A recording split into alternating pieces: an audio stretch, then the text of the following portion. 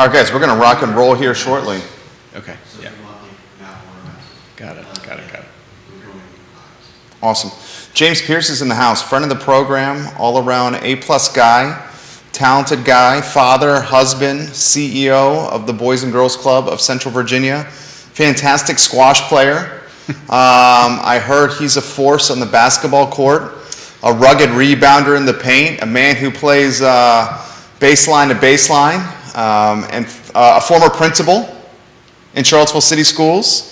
A guy, and I sincerely mean this, James, a guy when you are around, you leave feeling better about yourself and the world.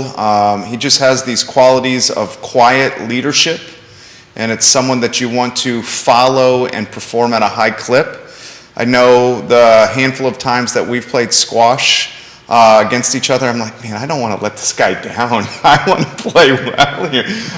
So we're going to introduce you, for the few that don't know him, to just a positive influence and stakeholder in this community. For the many that do know this man, and there are many out there that do know James Pierce, you can get involved with the show by liking it and sharing it and offering him praise and commentary. We're going to be streaming to every social media platform known to mankind, and we're going to be talking everything positive about the Boys and Girls Clubs of Central Virginia, and a fantastic venue that's on the horizon for this organization. Judah Wickhauer is our director, our compass, our North Star. If you could give the show a like and a share anywhere you're watching, please do that.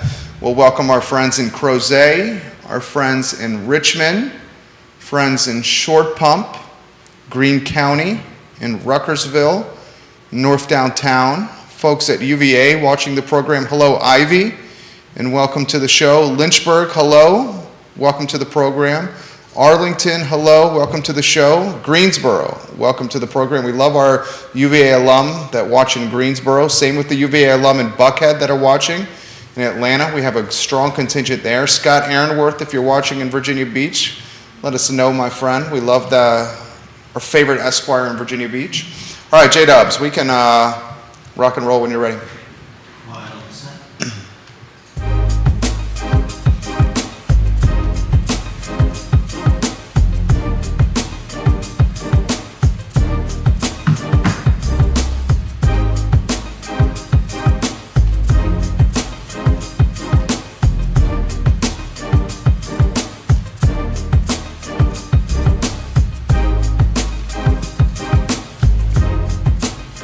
Guys, good Thursday afternoon. I'm Jerry Miller, and welcome to the I Love Seville show. Thank you kindly for joining us. It is an absolute pleasure.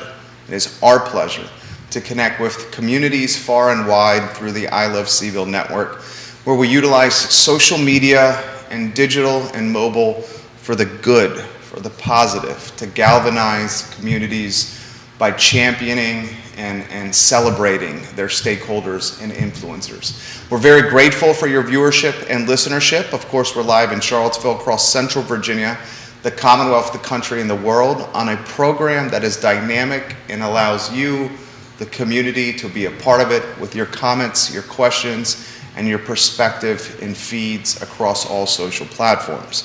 We thank one of our fantastic partners of Greenberry's Coffee for being a part of the show.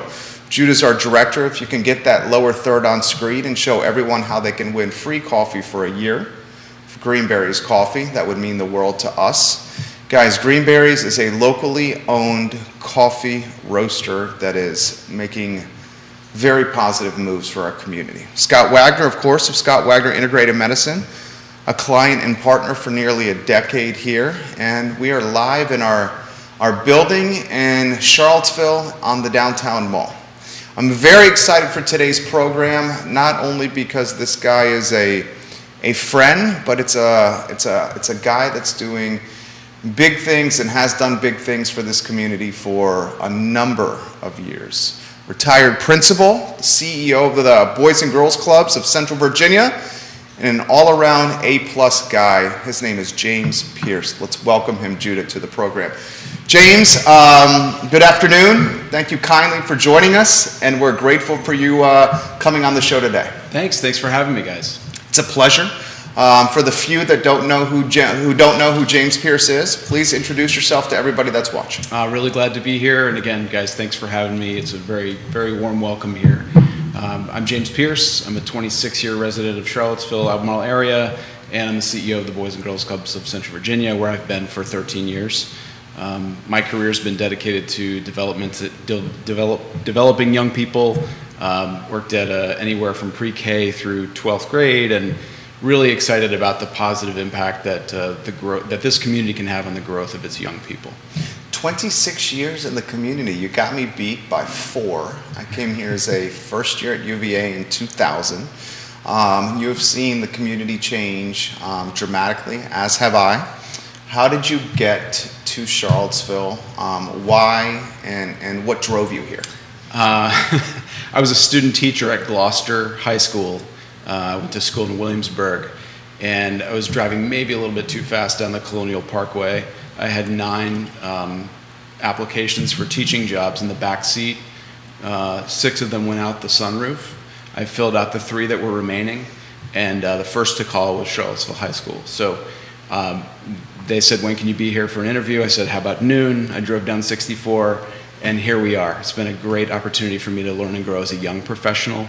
I was an English teacher and a writing teacher at CHS, as well as a JV baseball coach, and thought I wanted to do that forever. And then I got involved in a great community of educators.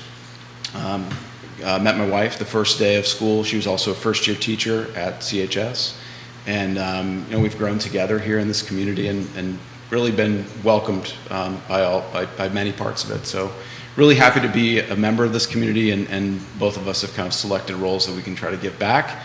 We've also been really lucky to be surrounded by amazing people on the journey. So the James Pierce I know is a charming, eloquent wordsmith, where those skills utilized in charming the now Mrs. Pierce. That's for another show. Okay. How did you guys meet? You met at school? Really, it was a lot of time on the basketball court, and a lot of deep research here. If you know that I am a former basketball guy, not a good athlete, not a good basketball player at running end to end, but it's been a long time. But yeah, great group of first-year teachers that all, many of them are still in this community, that we have a strong bond. But yeah, a lot of bonds are formed in that early teaching couple of years together. Talk to us about the time at William & Mary. A lot of folks may not know this. College football player, right? Yeah, that's right. Yeah, not too high on the depth chart, but yeah, it's quarterback. I had one good year in high school after transferring from a tight end to a quarterback, and Mike London was actually a coach at William & Mary at the time. Charlottesvillians know former UVA head coach Mike London, and he recruited me. I ended up there. Ended up playing more baseball in college than football, but football and baseball were both good experiences in Williamsburg. So you played 2 sports at William & Mary? Yeah. I didn't know that. Yeah. So was Jimmy Laycock the head coach? He was, yeah. Jimmy Laycock, a legend in William & Mary circles. Talk to us about how the athletic experiences. I mean, guys, 2 sports at the collegiate level speaks for itself. How the athletic experiences, trials and tribulations have helped shaped your career. Yeah, in our office, a couple colleagues and I, we are part of the hiring team, and we always talk about how people who have been involved in the dramatic arts, like plays, who've been a part of something that, the show must go on, you have to get ready for that night.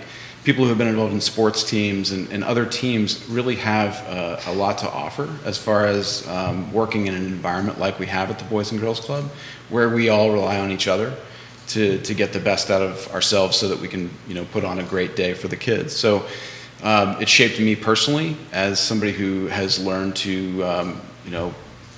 you can't do anything by yourself, right? This show couldn't happen without the team. Our organization couldn't run without a great team. I think that extends not just to colleagues and staff that I've been fortunate to have through the schools and at the Boys and Girls Club, but also on the board of directors where I work. We've got 35 just really motivated, excited volunteers who give their time to help put on this great youth development opportunity that we have at our 6 local clubs. Well said. So you arrive in Charlottesville in 96? Yeah. Okay, 96. You come here down 64 as what, 22? That's right. 22-year-old? Yep. So what's the welcome to Charlottesville? What was the first impression of our fair city like for 22-year-old James Pierce? Gosh, I was riding my bike everywhere. Yeah? I'd take my backpack to the Food Lion at Squire Hill Apartments where I was living, and like put my groceries in my backpack and drive them back to my apartment. That had a very small radius at the time, and I think through the people and the opportunities in this town, I think now it's not just a bike ride to the Food Lion. It's just the aperture has opened so much. And so as my experience has grown, I've gotten to know how generous this community is, and how supportive they can be. You started as a JV baseball coach, Yeah. teaching English and writing Yeah. at Charlottesville. What do you remember of that first year as a teacher at CHS? The kids taught me more than I taught them. Wow. For sure, absolutely, 100%. And many of them I still know. I'm still in contact with. This morning I ran into a past former student who's a professor at JMU, and I hear one of my first year students is now on our board of directors at the club. So just it continues to be a community that that welcomes and continues to sustain our efforts. Talk to us, or give us the flip book of how you got involved first with the Boys and Girls Clubs of Central Virginia. Sure, I was the principal at Clark Elementary, and a terrific school. It's one of the few that's walkable. It's a small slice of Charlottesville. You can really get to know the community at Clark, and it's an amazing group. The parents are super supportive. The kids are has such high aspirations for themselves and supported by a great staff. And I was working there. It was my kind of dream job. I loved the school, and at the end of my time at Clark, there was a terrific PTO that was starting to support a 5K, and for fourth graders to support their movement on to fifth grade, because in this town, fourth grade is the end of elementary. You go to upper elementary at Walker, so there's a lot of transitions in there. One thing that the PTO and staff wanted to do was provide opportunities for every fourth grader that was moving on to have a laptop or some kind of at the time there were not one-to-one laptops like there are now.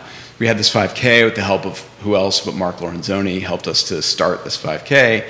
I ended up doing a lot of things outside of school and recognized that there are a lot of differences between what kids experience in the out-of-school time. I think if you look at data locally, a lot of what happens in schools, kids make the same amount of growth, regardless of where they start. There's like a track that they follow. And what I started to recognize is that there's a huge difference in what happens during out-of-school time. And so the Boys and Girls Club, the leader had just moved on. They were doing a national search. They didn't find somebody that they matched exactly with their philosophy. So they called and said, "Are you the guy that visited the houses of members or of kids in your school district before you got started on the job?" I said, "Yep."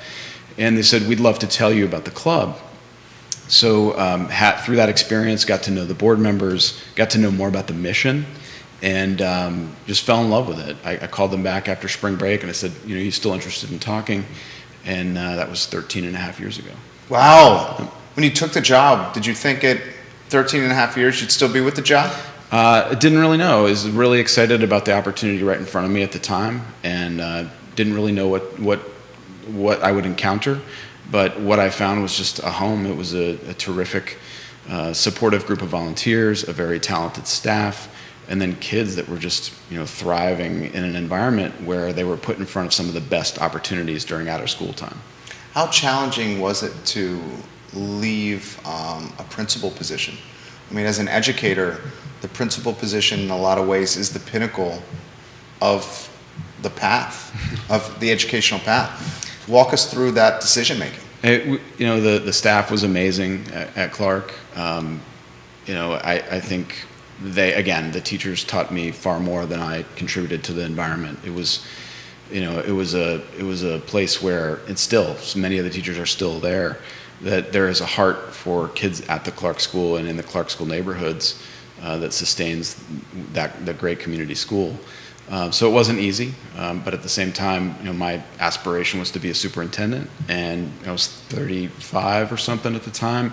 This was a way to be leading in the community that would kind of boost my opportunity a little quicker, and it turned out to be a great decision. I didn't really know much about nonprofit management. Again, everything I learned, there was a supportive board. There was a terrific group of staff members who guided me and taught me how to use what I could bring best to the role to fit into a way that would really make an impact in the community. And so I'm thankful to say that was a very patient group. But it wasn't the easiest decision, but it was one that ultimately I think helped me and hopefully the community.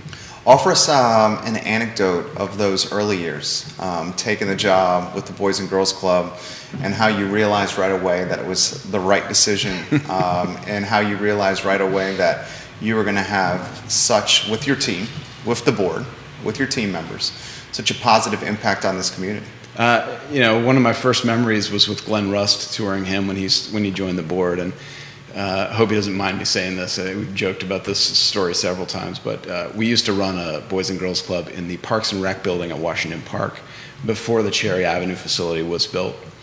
And we run a couple of different programs that focus on different developmental levels, and some of them are single gender. This time at Washington Park, there was a group of young ladies meeting, and they were talking about topics for young ladies. And I took Glenn into the facility to give him a tour and talk about this great little beehive of activity that was happening in this club. Didn't know that we were walking into this very important girls only type of environment.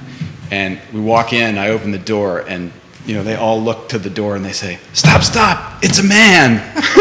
so they had to stop, and it was a great opportunity to talk about how we have different experts coming in and talking with our young people, and that was just a great environment for me because I knew that those young people had an adult in the room that cared about them, that they were working on things that mattered to them, and that they had a safe space where they could talk about it. So Glenn was a great sport about it, and I think he's been a great board member ever since. Glenn is undoubtedly a great community asset. Let's talk about the positive progress with the club over your time and tenure. We have certainly the most current project that we'd like to highlight here, which we will. But before we get to it, some other positive projects that you like to acknowledge. Yeah, I think needs to be said again, like Clark or any other experience that I've been a part of, none of this happens just with one person. It's the product of a community and board members and staff members and kids and families that contribute to this success. And so I think of the opening of the James River Club in Scottsville as a terrific example of what our organization is capable of. A group of community citizens came together and said, we really would like for there to be a Boys and Girls Club here. And our board said, this is a lot, we've already got a lot going on, tell us more about it. And the citizens just wouldn't give up. They said, here's what's happening, here's how few kids have a place to be during out of school time, we need a summer program, we really have to get some enthusiasm around this. And looking back now, that was 2014, we're in our 6th, 7th, 8th year now, where we built something out of nothing, and the community came behind that to make it happen. The gentlemen that we have in charge of that club, Jelani Simpson and James Miller, do a terrific job. And some of the photos in the deck that we have for you, the kids wearing the medals are from the James River Club. Just think about that experience not happening. What's the cost of not having a Boys and Girls Club type of experience? And it's kids not having the opportunity to aspire to their great futures. They don't have a chance to build, to join a sports team. They wouldn't have a chance to build something in a STEM program. And, those citizens and these staff members have gotten together to pull it off and make it happen and be reliable year after year. That was one. I think about when our club at Southwood was serving kids, 20 kids in an old laundry room. Habitat for Humanity has been a terrific partner for us over the years. Rent-free space in the building that we currently occupy. Started in one 20 by 20 room, serving 20 kids. Now, through several expansions and the grace of Habitat and the partnership between the club and Habitat, we're serving about 160 kids a day, and they've allowed us to add 2 different mobile units so that we can accommodate the need. And so I think that's an example. One, the James River, where we've relied on community will to get us going, and the other, an example of a community partnership that has sustained us to make a huge impact on kids ages 6 through 18 in the Southwood community. Awesome. Yeah. One of the things I like to do on the show is to drive awareness to topics that need attention. We understand the following that's a part of the network, and we try to utilize that for the good. I think often the community, Charlottesville and Almar in particular, are known for the resources and the wealth in the community.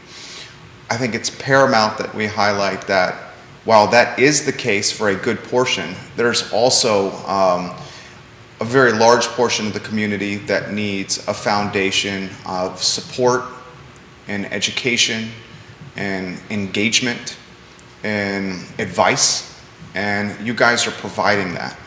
I really was compelled this past Thursday when you gave the presentation of the new facility and the squash courts that are being built. You used an anecdote of a young lady that came to the club, I believe without being able to speak English. English was a second language.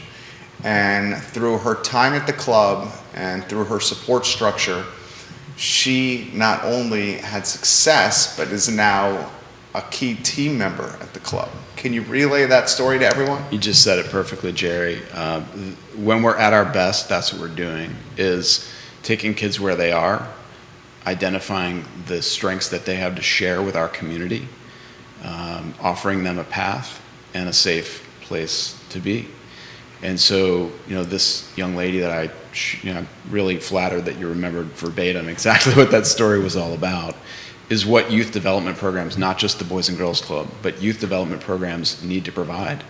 It's a partnership between families, it's community, it's staff, everybody coming together to identify what the needs and aspirations are of each individual young person. What we say is that the main need of every kid is to have one adult who's crazy about them. And I think what that story shows is that there was at least one person who was never going to give up on that kid. And now, as an example, that person has turned around and paid it forward and given back in so many ways to that club, where she became a reliable mentor to the young people who were then 6, 7, 8 years old, like she was when she came in. And, the story repeats itself. If you ignore a young person, if you allow their, interests to kind of linger out there unattended, their light can kind of turn off a little bit. And, there's a lot of different on-ramps that kids have over their youth to get involved and charged up about things. But when we don't take advantage of when they show us that they're interested in something, it's an opportunity wasted. And I'm just really, again, flattered and thankful that you remembered that, and also that we've been able to make that not a one-and-done story, that it keeps repeating itself. And many, many other young people who have that path. And maybe they're working in our community in law enforcement. Maybe they're working at UVA. Maybe they're off in a different city now raising a family. But we've had a small part, not certainly ever the only part, of their development to make them into productive, responsible, and caring citizens. Everyone wants to be seen, heard, and understood. I think when it comes down to it, there's a lot of commonalities with us, and not us, you and I, or Judah, but people in general. We want to be seen, we want to be heard, we want to be understood, we want to be loved. I think what you guys are doing offers a lot of these basics, these feelings that often aren't present. And you guys have this foundation of seen, heard, understood, loved, supported with your clubs. Can you put in perspective the levels of engagement you've seen with kids in the area in your 13 and a half years with the club? That's a great question.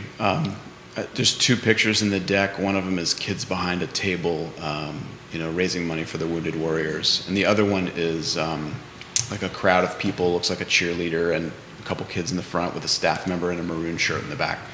And those are 2 examples I think of when I think of engagement of kids. The Wounded Warrior example, our Torch Club at the Orange Club, that's in Orange County up the road, got together and said, what do we want to raise money for, and how do we want to give back to our community? I don't know about you, but I was 10, 11, 12 years old. I was thinking about my baseball cards and, what time practice was. Yeah. And Ryan Sandberg rookie card. there you go, 1982. Right? Second baseman for the Cubs. Look at this man. Yeah. The community spirit that our young people will show if they are given a platform and an opportunity, it blows my mind all the time. And I've been doing this for a long time. So when we give kids a platform, we give them staff who are inspiring to them, then they return the favor, right? So they raised, you can see in the shot, the young person's holding some dollars that they raised. The pride that our kids feel in doing something for their community like that, there's no replacement. That's buy-in to the community. That's a comfortable place. That's a welcome to them by the community. You've made a difference for us. The other example of the James River kids, with a staff member in the back, it was actually Ty, who was our staff member of the year for, I think, January of this year. He knew that there was a teacher work day coming up, and we are open all day on teacher work days so that kids, can be in a positive, safe place. Families can continue their work, keeps the economy rolling, and people don't have to take days off. Rather than just saying it's going to be a normal club day or, we're just come hang out, this is an example of what we do. We set up programs, and so Ty gave the kids the responsibility. Rather than the adults planning the day, it was if you want to be a cheerleader, be a cheerleader. We're going to have a basketball tournament. We're going to sell concessions. We're going to have signs in the stands to hype this whole thing. And it was a day full of kid-led activities that they were so proud to have taken a part in. And so I say that's when we're at our best, when we have developmentally appropriate things that put the ownership over the success of the event into their hands. And they came through. It was one of the most amazing club days. And you just see, looking back on that, what an amazing job the staff member did and how much the kids were bought in. Everybody had a role for that day. They are all excited about it. They were, usually oh man, we don't get to see our friends at school that day. They were pumped to be in the club that day and every day because they know that what they have to put into that really matters to its ultimate success. So it's awesome. Yeah. So engagement, when you said the magic word, that's what we're after, is engagement of kids in a positive way that captivates them and gets them involved in something positive. Guys, this club is amazing. They engage and they empower our youth and offer some ideas of where to go, but they encourage the youth to find that path themselves. I mean, it's just amazing. How did you guys, and Carol, we'll get to the Queen of Jack Jewett is watching, Carol Thorpe. We'll get to your comment about James here in a matter of moments. We'll get to the folks and the comments from Stephen and Stacy who are watching the program, along with Jennifer watching the show. If you'd like to give the Boys and Girls Club some props or ask James a question, please put it in the feed and I will relay it live on air. How did the club manage the pandemic? Thanks for asking. That's really a tribute to our staff. So I will say our staff and board have gone out of their way many times to do what's needed in the community. We're certainly by no means the only organization that did this, but we had to flex. We were no longer seeing kids in person for a good long time. So as a location-based youth development facility, to not have access to our main place of doing business was an extreme challenge. Thankfully, we had people step up to first help us deliver meals. We were providing thousands of meals a week for many weeks. Howie and Diane Long stepped up and supported that. Diane's still a longtime board member for us, and hey, what's needed here, and what do we have capacity to do? So we set up in our parking lots and distributed meals. That was early on. When we were then comfortable going back out into the community, we were delivering books to kids, making sure that they were connected. Again, early on, a couple of months after the pandemic started, we delivered thousands of books to hundreds of different kids over the early part of the pandemic to make sure that we had, and one of our volunteers, Suzanne Tanner, mentioned, she's like, that's like eyes on eyes. I was like, that's the perfect phrase. We wanted to have eyes on eyes of our kids. So, rather than picking them up at schools, we were driving our club buses around and just making sure, we saw kids and that they had books or STEM supplies. We did a STEM supply delivery. And then, later just to show how many phases there were during this time, not only meal delivery, not just book delivery, but then also it was opening our locations back up. Even after the governor said that nobody was back, we were hosting all-day schools at our clubs, right? So, we had an amazing showing from our staff who, again, doubled down on the futures of kids by saying we can't have them be disconnected.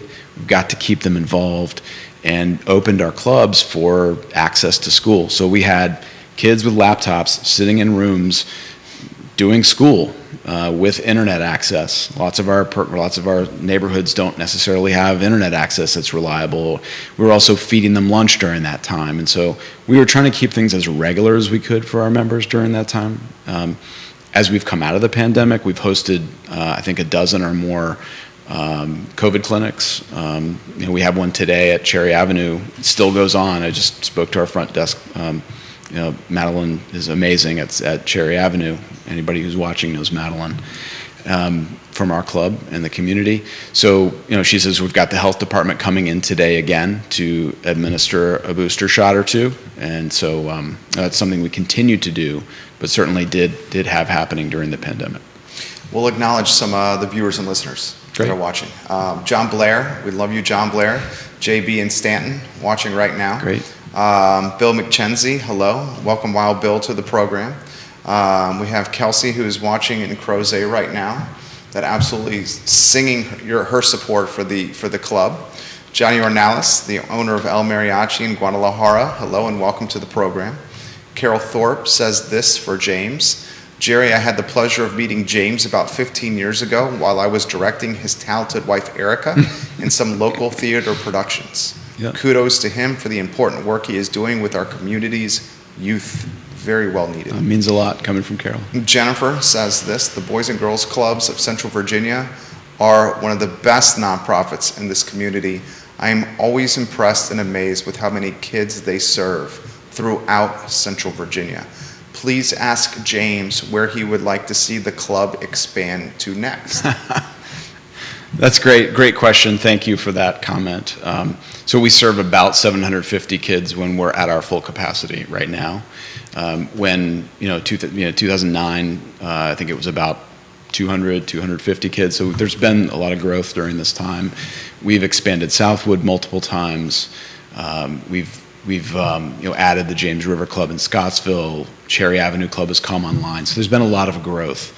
The question about where we go next is a tough one, because sustaining the current effort is a $5 million a year effort. And we are a very small to medium-sized nonprofit, but that effort is a really tough one. We never want to get into a situation where we're having to say no to kids.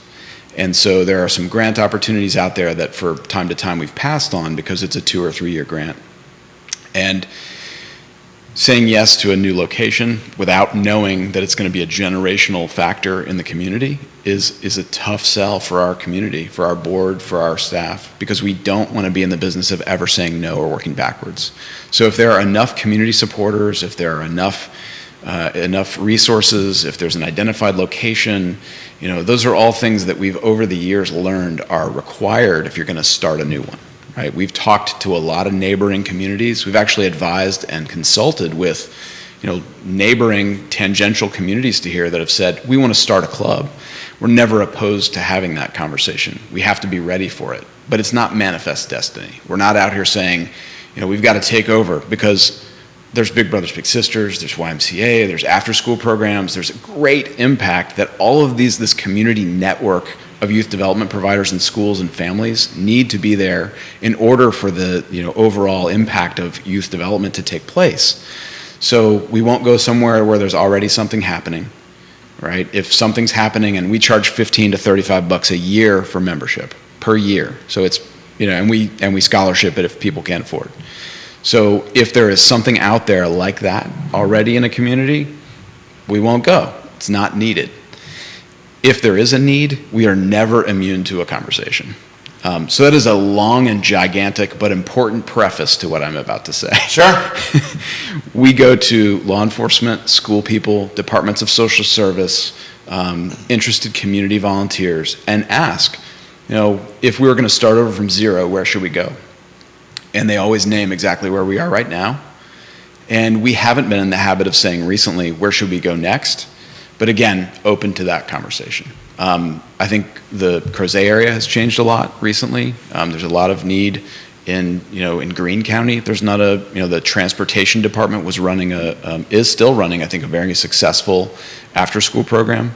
Transportation departments don't typically get into that business, but good for them. They stepped up and did it. Louisa has a great, need, and I think a lot of groundswell. There's a lot of really terrific community efforts. And I and our organization are always open to, if it's not us saying it, to talking about a group and saying, how does this look? Here's our experience. Here's where we have failed. Here's where we have succeeded, and can we share that information? If it ends up being a Boys and Girls Club, great, but no pride of authorship, right? This is something that a group of community members can do. We just have a certain brand that we want to put out there, and that is sustainable, reliable, high quality. And if we can do those things and start a new location, great. But that is not easy to do. So whenever we've taken on something new, we want to make sure it sustains for 5 years so that we have a chance to grow roots and really get to know a community well, learn a donor base, get a volunteer base involved, and then you've got a really reliable network for kids that they can count on, that kind of results in all these success stories. Fantastic answer. And speaking of new, now's a good time to highlight, and Judah's doing a fantastic job of rotating those photos on screen. Bravo, J-Dubs. Highlight a facility that everyone is excited for, James Pierce. Again, came out of a long conversation with our board, with local school system and law enforcement, Department of Social Service, to identify a need that wasn't fully met. The after-school program in Albemarle County does a great job. It is also not intended to serve every single kid. And so I think they did a study in February 2017, where I remember sitting at a school board meeting and talking about 1,000 kids in the county of Albemarle who need a positive, safe place to be during out-of-school time. And 1,000? 1,000 in the county. We also then started looking around at the area that we were already serving. One of the pieces of guidance from our board is let's go deeper, not wider. So how do we go deeper in the communities that we are already serving? And at the Jewett Middle School, just Journey, new name of Jewett, starting soon, Journey Middle School. I didn't know that. Coming up soon. So, in the campus, we are already serving a limited program. It's an outstanding program, but it is not a year-round program. So in all of our other clubs, we do serve a year-round population, so members can rely on us every day. In the club we've been serving at Jewett and now Greer, we love our partners. The school principals there, the teachers, the guidance counselors, the staff are terrific. The parents are amazing. But we do get bounced around, from time to time because it's a bustling community. And what I say to you next is going to tell you why. Almost 25% of all kids in Albemarle attend school on the campus of Albemarle High School, Greer, and Jewett. It's a quarter of all the kids, 12,000, 13,000 students in the county. I think about 3,000 or maybe a little bit more attend school on that campus. And so there is no lack of need for space, for field space, for classroom space. And, the educators on this campus do an amazing job, but it's crowded. And that affects us and our ability to serve in a high quality way our members. And so, combination of the need for out of school time recognized by the county schools and the political will and the support of a very generous community really allowed this new building to happen. It is what I'm about to describe about this new facility is a tribute to the 5 other clubs that we have going. No one would invest in this if what we were putting out there was a low quality effort. So, Madison County, Orange County, Scottsville, Southwood, Cherry Avenue, success that we've had there and the impact that families and teachers and members appreciate has come to full fruition here. So the community has gotten behind this effort. We have planned it over many years, and we're proud to say that we're going to be able to serve over 500 kids every year at a new space on the campus of Albemarle High School, Journey Middle School, and Greer Elementary. It's a 52,000 square foot facility. 52,000? Yes. We're moving our administrative space over there, so part of it's offices, but lots of youth development space. It will have space for over 100 teens every year or every day.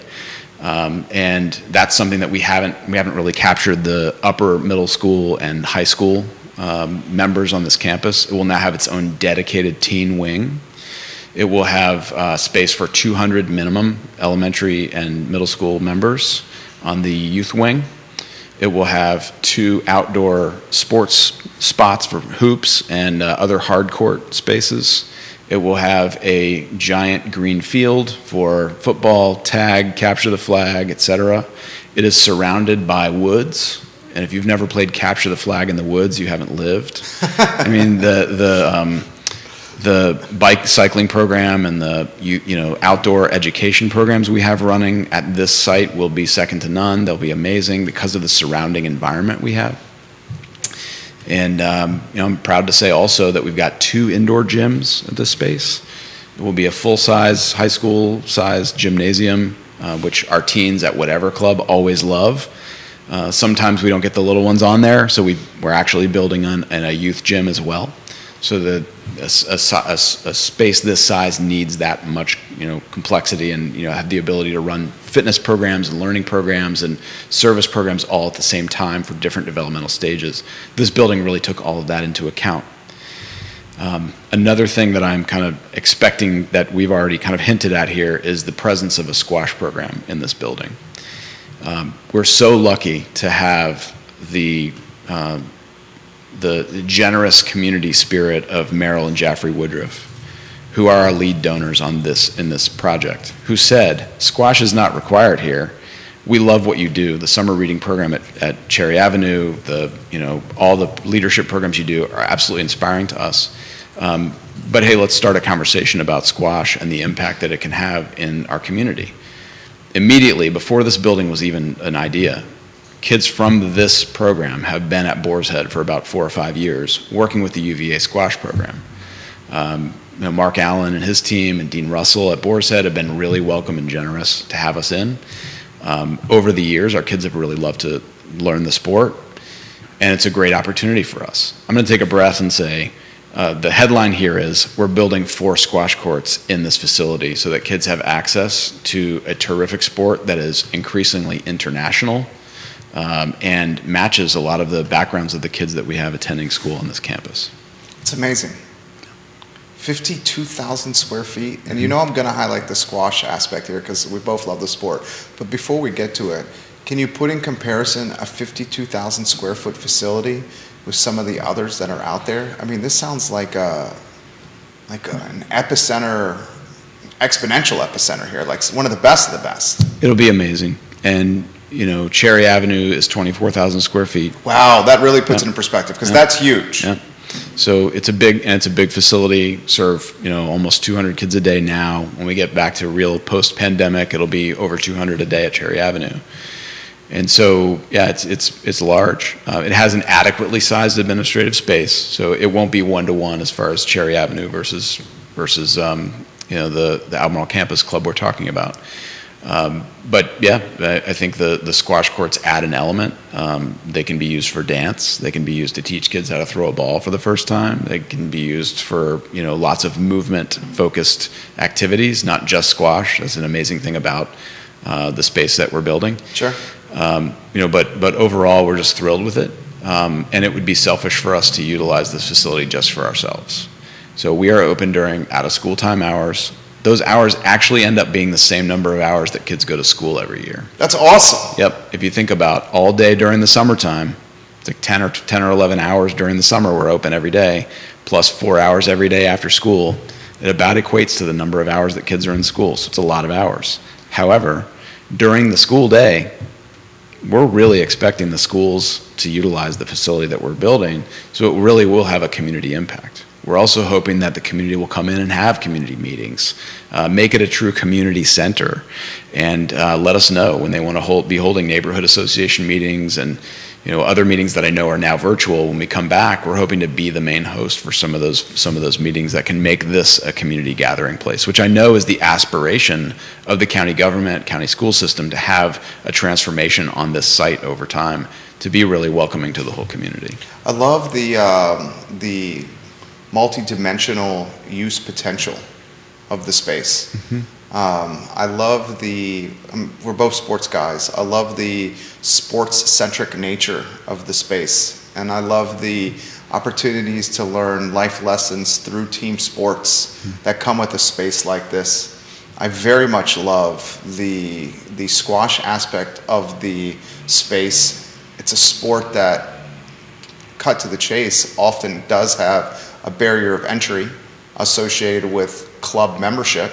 Here you're making a sport that could be enjoyed for a lifetime. I mean, it's a sport that someone can play. That's why I'm so excited for our son to learn the sport. That can be played for a lifetime. And friendships and colleagues through business or life that can be established through this sport over the course of a life. You're bringing this in a non-barrier of entry form for the community. I know that's important to you and means a lot to you because you're quite the player yourself. Can you highlight that aspect for everyone that's watching? Yeah, Jerry, and I think it has some analogies in our past behavior. We had a sailing program in Orange, thanks to John Sponsky and a committed group of volunteers. You know, that's amazing. We've had a cycling program, thanks to Carl Frischkorn and several other great volunteers. So, you know, this is just the next thing that we're taking on that is an equipment-rich, equipment-heavy sport, like golf or other things. Like the barrier of entry to these sports is kind of high when you look at it. Shoes, rackets, balls, space. It's not like soccer. We love soccer. And it's not like basketball. Right, hoops, yeah. There's a court in a lot of places you can show up, publicly available. But squash is a sport that kind of overall suffers from a pretty high barrier to entry, and and there's no excuse for that. Like, why couldn't we be building more squash courts? It is an international game. It is played in the top 20 men's and women's right now. I think maybe there are 2 Americans, yeah. and we love this. Like on the campus at Greer specifically, there are 200 kids maybe who speak a first language other than English.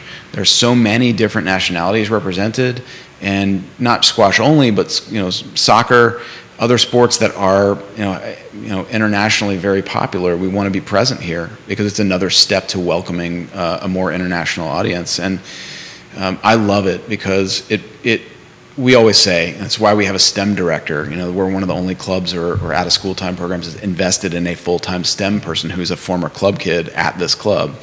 We did that because we want kids to have the best opportunities, and why shouldn't our kids have the opportunity to have the best experience?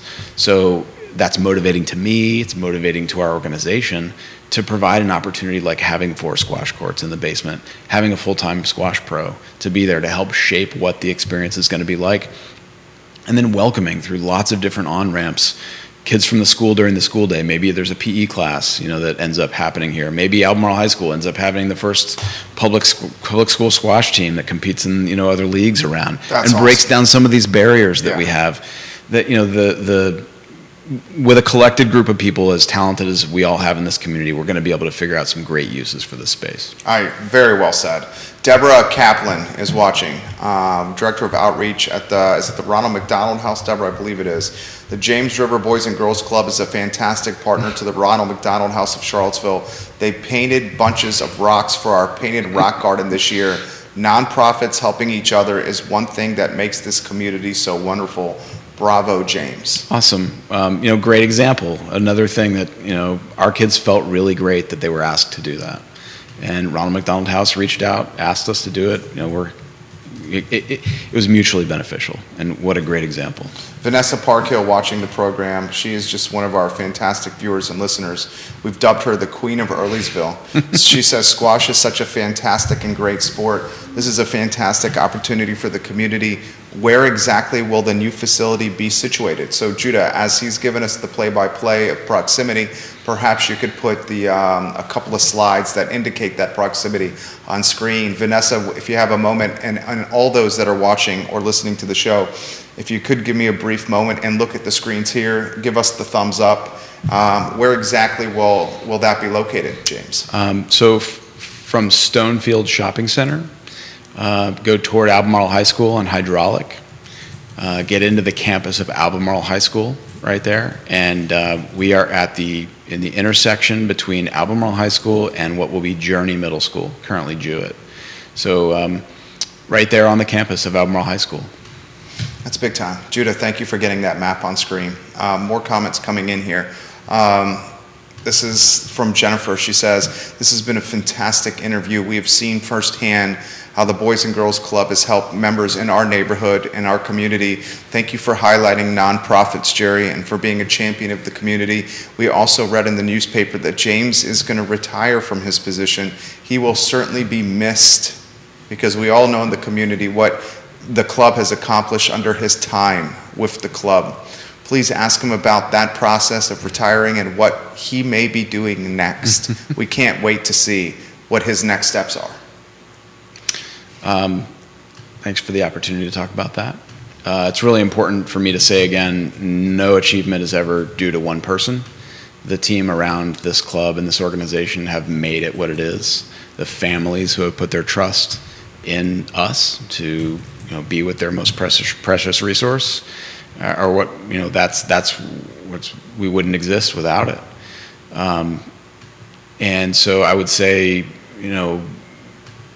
transitions of leadership are terrific opportunities, and the next leader of this organization, if they get half the support that I have during my 13 years here, will be golden.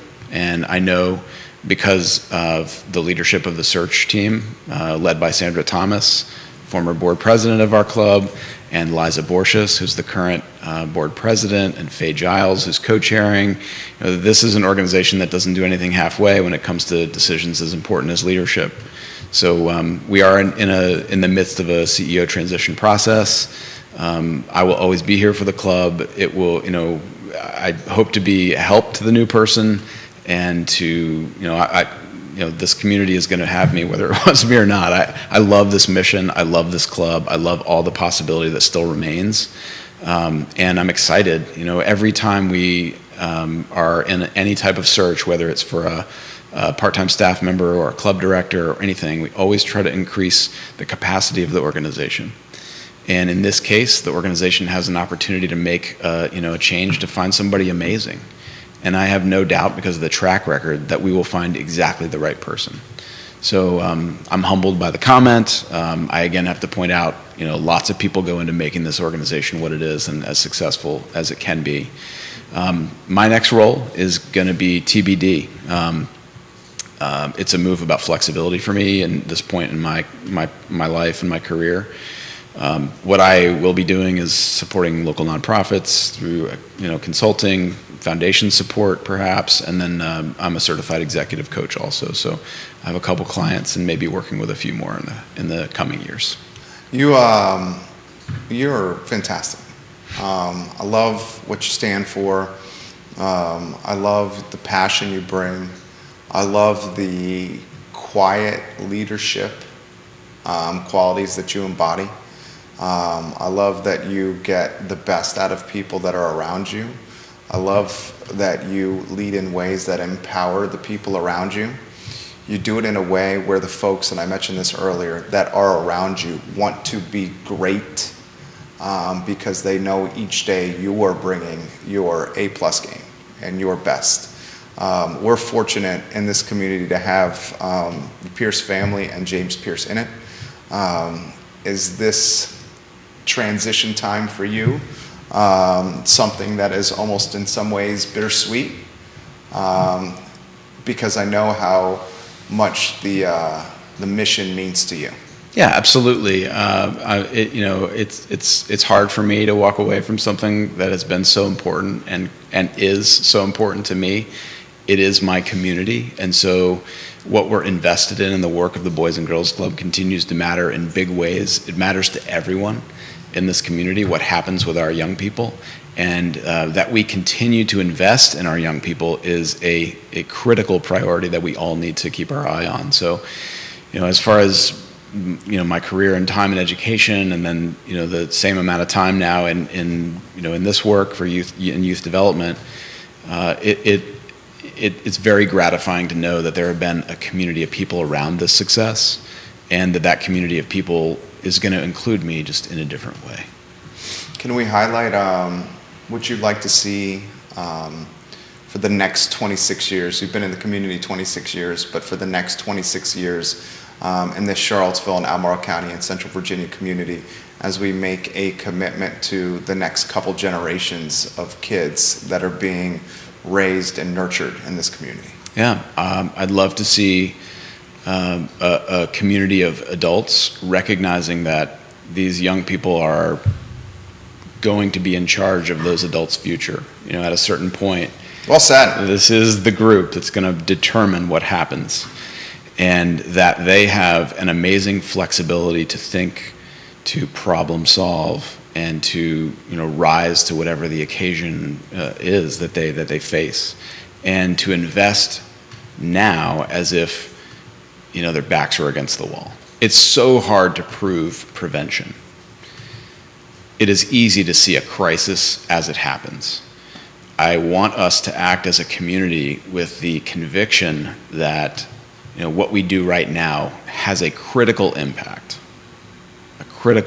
on the future of our community. Well said. Very well said. Some final thoughts. You've made and we knew it was going to go when we were planning here. We knew this interview was going to go great because James is poignant and has deep perspective, and he's passionate of what he has done in his 26 years in Charlottesville. How about some closing messages and thoughts for all those that are watching? Just really pleased to have been a part of this effort for so long, and I can't wait to see what's next. Really proud of what this community can do when it works at its best together. We've heard a lot of examples from people calling in today, giving those examples. But that would be my aspiration. Just really very much thankful. Want to express so much gratitude for those who have supported us in so many ways, and to continue to work in a collaborative way to show that we care about young people. He's fantastic, guys. For those that are asking, and we see a handful of you guys are, the interview is going to be archived in totality on iloveseville.com or wherever you get your podcast. We are equally as excited as you guys are, the viewers and listeners, of what's in store on the campus of Albemarle High School. I think the 52,000 square foot state-of-the-art educational and athletic epicenter based around engagement and being seen, heard, and understood is something that's just going to make Charlottesville and Central Virginia an even better place for all of us to live. And this place is pretty darn good right now. James Pierce, you hit a grand slam today. You hit for the cycle today, the baseball analogy. Thank you for joining us today. Thanks so much, Jerry. It's really a pleasure to be here and talking about something that we all love so much. We'll have on tomorrow's program, guys, Lee Vogler of Danville's City Council, 3-term city councilor in Danville, Virginia, to highlight something that I think could help create educational and social equity in the community, and that's a DORA in the city of Charlottesville, with revenues from this new source of income being allocated to educational and social equity endeavors. So Lee Vogler tomorrow on which should be a very well watched and followed show. For James Pierce and Judah Wickhauer, my name is Jerry Miller, and this is the I Love Seville show on the I Love Seville network. Take care, everyone. It's fantastic.